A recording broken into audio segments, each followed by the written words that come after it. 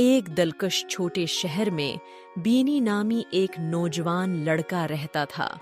बीनी अपनी चमकीली मुस्कुराहट और खुश मिजाजी के लिए शहर भर में जाना जाता था।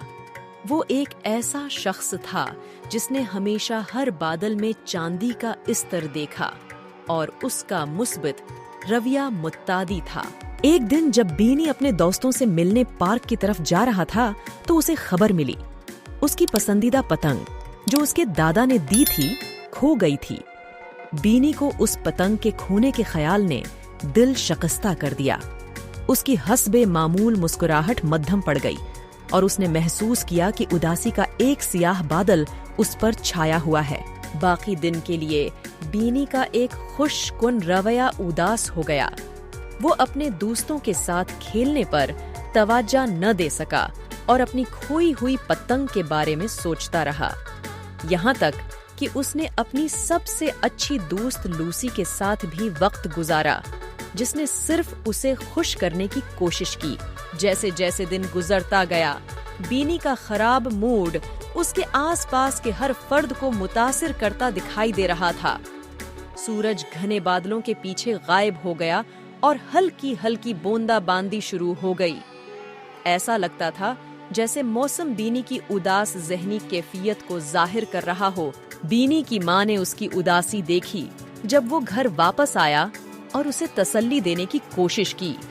उसने कहा, बीनी, मैं जानती हूँ कि आप अपनी पतंग के बारे में परेशान हैं, लेकिन याद रखें, कभी कभी हम सब के बुरे दिन आते हैं।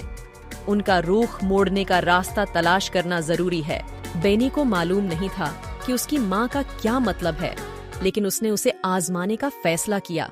उसने अपना रेन कोट पहना और पार्क वापस आया जहाँ उसके दोस्त अभी तक खेल रहे थे। इस बार उसने मुआफी मांगते हुए लूसी से राबिता किया और कहा, लूसी, मुझे पहले बदमिजाज होने पर बहुत अफसोस है। क्या अब हम एक साथ खेल सकते हैं? लूसी ने मुस्कुराकर बीनी को माफ कर दिया। उन्होंने एक तफरीही खेल खेलना शुरू किया और बीनी की मुस्कुराहट दोबारा जाहिर होने लगी। जैसे ही दोस्त हंस रहे थे और एक साथ खेल रहे थे, ऐसा लगता था कि आसमान पर बादल छुट रहे हैं और सूरज पार्क पर एक गर्म सुनहरी चमक डालते हुए टूट गया। तभी बेनी को अपनी माँ की अक्लमंदी का एहसास हुआ। एक बुरा दिन राविया में तब्दीली और जिंदगी के मुसब्बत पहलुओं पर तावजा मरकूज करने का इंतखाब करके बदल सकता है। बेनी की खोई हुई पतंग अब भी उदासी का बायस थी, लेकिन उसने उसे ढूंढते रहने का फैसला किया और उसे दूसरे लम्हात में मिलने वाली खुशी पर छा जाने न दिया। बीनी की खुश मिजाजी और हालात को बेहतरीन बनाने के अज़्म ने शहर पर जादुई असर डाला। लोग मुस्कुराने लगे और सूरज और भी चमकने लगा।